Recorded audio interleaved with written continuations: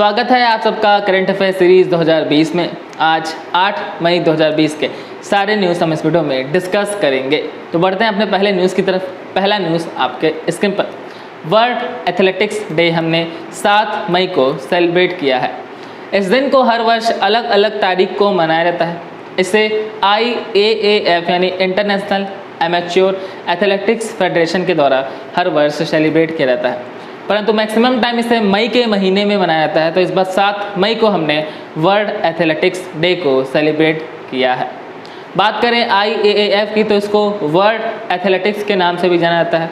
इसका headquarter Monaco में establish है तथा वर्तमान में सेक्रेटरी जनरल सेबेस्टियन कोए हैं। चलिए हम चलते हैं अगले न्यूज़ की तरफ। अगला न्यूज़ आपके स्क्रीन पर। 7 मई को हमने बैसाख दिवस को सेलिब्रेट किया है। इस दिन को बुद्ध पूर्णिमा के दिन के भी रूप में जाना जाता है और इसको इसलिए मनाया जाता है क्योंकि ऐसा माना जाता है कि इसी दिन भगवान बुद्ध को उनकी सारी शक्तियाँ प्राप्त हुई थीं और सारी विद्याएँ प्राप्त हुई थी। तो ये बुद्ध प्रेमियों के लिए सबसे पवित्र दिन माना जाता है। चलिए हम चलते हैं अगले न्यूज़ की तरफ। अगला न्यूज़ आपके स्क्रीन पर। कांग्रेस नेता अधीर रंजन चौधरी को पुनः लोक लेखा समिति यानी पब्लिक अफेयर्स कमेटी का अध्यक्ष नियुक्त कर दिया गया है। पब्लिक अफेयर्स कमेटी के प्रेसिडेंट का ये काम होता है कि जो भी सरकार सत्ता पक्ष में है उसके द्वारा किए गए कार्यों की निष्पक्ष जांच की जाए और ये देखा जाए कि क्या सरकार सही से काम कर रही है कि नहीं। तो अभी फिर से इनको लोक लेखा समिति के अध्यक्ष के रूप में नियुक्त कर दिया गया है। ये सवाल बहुत इंपॉर्टेंट है, आपके एग्जाम में पूछा जा सकता है। चलिए हम चलते हैं अगले न्यूज़ की तरफ। अगला न्यूज़ आपके स्क्रीन पर। इराक के नए प्रधानमंत्री मुस्तफ़ा अल कदीमी बन गए हैं। इन्होंने पूर्व PM अब्दुल मेहंदी की जगह ले ली है। अब्दुल मेहंदी जी ने नवंबर में ही इस्तीफ़ा दे दिया था और अब जाके कदीमी जी को इराक का नया प्राइम मिनिस्टर बना दिया गया। बात करें इराक की तो यहाँ के कैपिटल बगदाद है तथा यहाँ की करेंसी दिनार है। चलिए हम चलते हैं अगले न्यूज़ की तरफ। अगला न्यूज़ आपके स्क्रीन पर। हिमाचल प्रदेश सरकार द्वारा निगाह कार्यक्रम को शुरू किया गया है। अब इसके तहत हिमाचल प्रदेश सरकार क्या करेगी कि ऐसे जो भी लोग अन्य राज्यों से हिमाचल प्रदेश में आएंगे उनको और उनके परिवार को कोरोना वायरस के बारे में पूर्ण तरीके से शिक्षित किया जाएगा और जानकारी देगी कि कैसे उनको क्वारंटाइन रहना है, कैसे उनको सेल्फ आइसोलेशन में रह के लोगों की मदद करना है और खुद की भी मदद करनी है। बात करें हिमाचल प्रदेश की तो यहाँ के CM जयराम ठाकुर हैं तथा गवर्नर बंडारू दत्तात्रेय हैं। चलिए हम चलते हैं अगले न्यूज़ की तरफ। अगला न्यूज़ आपके स्क्रीन पर। IIT मुंबई के छात्रों ने पहली कोविड-19 टेस्ट बस को लॉन्च कर दिया है। जैसा कि आप इमेज में देख सकते हैं, ये एक बस है पूरी तरीके से। इसमें कोविड-19 को टेस्ट करने के लिए सारे इक्विपमेंट अवेलेबल हैं। ये बस एक जगह से दूसरे जगह पर भी जाके एक पूरे इलाके का टेस्ट करने में समर्थ है। बात करें मुंबई की तो यहाँ के CM उद्धव ठाकरे जी हैं तथा गवर्नर भगत सिंह कोश्यारी जी हैं। चलिए हम चलते हैं अगले न्यूज़ की तरफ। अगला न्यूज़ आपके स्क्रीन पर। श्रम एवं रोजगार मंत्रालय यानी कि लेबर एंड एम्प्लॉयमेंट मिनिस्ट्री ने श्रम ब्यूरो के महानिदेशक यानी डायरेक्टर के रूप में PS नेगी को अपॉइंट कर दिया गया है। तो PS नेगी अब श्रम ब्यूरो के डायरेक्टर बन गए।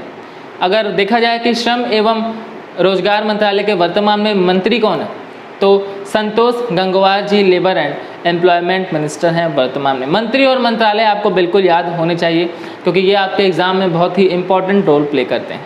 चलिए हम बढ़ते हैं अपने अगले प्रश्न की तरफ। अगला प्रश्न आपके स्क्रीन पर। कैप्टन विजयकांत थापर की जीवनी Vijyant at Kargil the life of a Kargil hero को लॉन्च किया गया है। इस पुस्तक को उनके पिता VN थापर तथा उनकी पुत्री नेहा द्विवेदी जी के द्वारा संयुक्त रूप से लिखा गया है। आपको बता दिया जाए कि थापर 1999 कारगिल युद्ध में शहीद हो गए थे और उनकी जीवनी अब इनके पिता और पुत्री ने कंबाइन रूप से लिखा है। चलिए हम बढ़ते हैं अगले न्यूज़ की तरफ। अगला न्यूज़ आपके स्क्रीन पर। नीति आयोग ने एक नया अभियान सुरक्षित दादा दादी और नाना नानी अभियान को शुरू किया है। ये अभियान जैसा कि आप नाम से समझ सकते हैं वरिष्ठ नागरिकों को ध्यान में रखकर शुरू किया गया है, जिससे कि आप सबको पता है कि बहुत सारे ऐसे वृद्ध लोग हैं जो कि अकेले हैं घरों में या किसी कारणवश अकेले घर में फंस गए हैं। तो उनकी सहायता करने के लिए नीति आयोग ने ये अभियान को शुरू किया है। बात करें नीति आयोग की तो इसका फुल फॉर्म है national institution for transforming India. इसको योजना आयोग की जगह 1 जनवरी 2015 को इस्टेब्लिश किया गया था। जो इसके चेयरपर्सन होते हैं वो भारत के प्रधानमंत्री होते हैं। वर्तमान में नरेंद्र मोदी जी इसके चेयरमैन हैं तथा वाइस चेयरमैन राजीव कुमार जी हैं। बात करें चीफ एग्जीक्यूटिव ऑफिसर यानी कि CEO की तो अमिताभ कांत जी नीति आयोग के CEO हैं वर्तमान में। चलिए हम चलते हैं अगले प्रश्न की तरफ। अगला प्रश्न आपके स्क्रीन पर। त्रिपुरा के CM बिप्लब देब ने मुख्यमंत्री युवा योगा योग कार्यक्रम को शुरू किया है। इस कार्यक्रम के तहत त्रिपुरा सरकार के द्वारा विद्यार्थियों को 5,000 रुपये दिया जाएगा जिससे कि वो स्मार्टफोन लेकर ऑनलाइन स्टडी में पार्टिसिपेट करें। आप सबको पता है कि इस समय पूरा देश ऑनलाइन स्टडी की तरफ जोर दे रहा है और इसको ध्यान में रखकर त्रिपुरा सरकार के द्वारा यह स्टेप लिया गया है। त्रिपुरा के CM बिप्लब देब हैं तथा गवर्नर रमेश बैस हैं। चलिए हम चलते हैं अगले न्यूज़ की तरफ। अगला न्यूज़ आपके स्क्रीन पर। व्हाट्सएप ने गलत सूचना को फैलने से रोकने के लिए IFCN चैटबॉट को लॉन्च किया है। IFCN यानी inter fact checking network chatbot को व्हाट्सएप ने लॉन्च किया। क्यों लॉन्च किया है तो आपको बता दिया जाए कि कोरोना वायरस से संबंधित किसी भी प्रकार की अफवाह ना फैल सके, ये आप इस चैटबॉट के तहत चेक कर सकते हैं। आप अपने मैसेज को इस चैटबॉट में सेंड कर सकते हैं और आपको रिप्लाई किया जाएगा इन्वेस्टिगेशन करके कि क्या ये सही है या गलत है। बात करें व्हाट्सएप की तो इसकी इस्टेब्लिशमेंट 2009 में फरवरी 2009 में हुई थी। इसको 2 लोग इसके फाउंडर माने जाते हैं, एक तो ब्रायन एक्टन और दूसरा जॉन कॉम। वर्तमान में व्हाट्सएप का हेडक्वार्टर USA के कैलिफोर्निया में इस्टेब्लिश है। चलिए हम बढ़ते हैं अपने अगले प्रश्न की तरफ। अगला प्रश्न आपके स्क्रीन पर। भारत अपना सबसे बड़ा अभ्यास वंदे भारत मिशन को शुरू करेगा।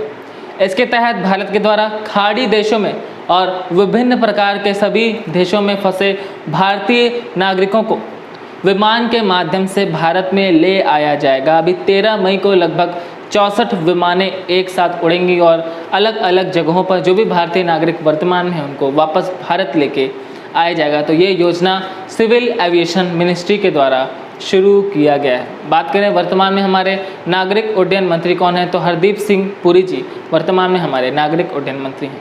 चलिए हम बढ़ते हैं अपने अगले प्रश्न की तरफ। अगला प्रश्न आपके स्क्रीन पर। पर्यटन मंत्रालय ने देखो अपना देश अभियान के लोगो डिज़ाइन के लिए एक प्रतियोगिता शुरू कर दी है। आप भारत सरकार के माई गवर्नमेंट प्लेटफॉर्म पे टूरिज्म मिनिस्ट्री में जाके इस प्रतियोगिता में सभी लोग पार्टिसिपेट कर सकते हैं। इन्होंने कहा है कि जो हमारा कैंपेन है देखो अपना देश, इसके लोगों को डिज़ाइन करने के लिए, जो लोगो होता है इसको डिज़ाइन करने के लिए हम सभी को आमंत्रित करते हैं। तो अगर आप चाहें तो आप भी जाके अपने आप को वहाँ पर रजिस्टर कर सकते हैं। वर्तमान में हमारे पर्यटन मिनिस्टर कौन है यानी टूरिज्म मिनिस्टर कौन है, इसका आंसर आप मुझे आज कमेंट सेक्शन में देंगे।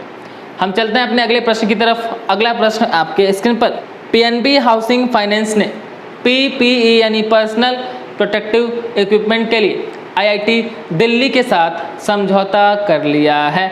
PPE क्या है वो मैं आपको इमेज में शो कर दे रहा हूँ। इसको डॉक्टर्स पहन के कोरोना पेशेंट का इलाज करते हैं। बात करें PNB हाउसिंग फाइनेंस की तो इसका हेडक्वार्टर नई दिल्ली में है तथा वर्तमान में MD नीरज व्यास हैं। अभी कुछ ही दिन पहले मैंने आपको बताया था कि नीरज व्यास को PNB हाउसिंग फाइनेंस का नया MD अपॉइंट कर दिया गया है। चलिए तो आज की सारी न्यूज़ हमने इस वीडियो में डिस्कस कर ली है। आई होप कि आप सब बहुत अच्छे से पढ़ाई कर रहे हैं और मेरे द्वारा बताए गए सारे इन्फॉर्मेशन को अपने कॉपी में नोट डाउन करते हैं। आज मेरा आपसे प्रश्न है कि वर्तमान में हमारे पर्यटन मंत्री कौन है यानी टूरिज्म मिनिस्टर हमारे प्रेजेंट टाइम में कौन है। आप सभी अपना आंसर मुझे कमेंट सेक्शन में ज़रूर करिएगा। चलिए तब तक के लिए आप पढ़ते रहिए, खेलते रहिए और मुस्कुराते रहिए।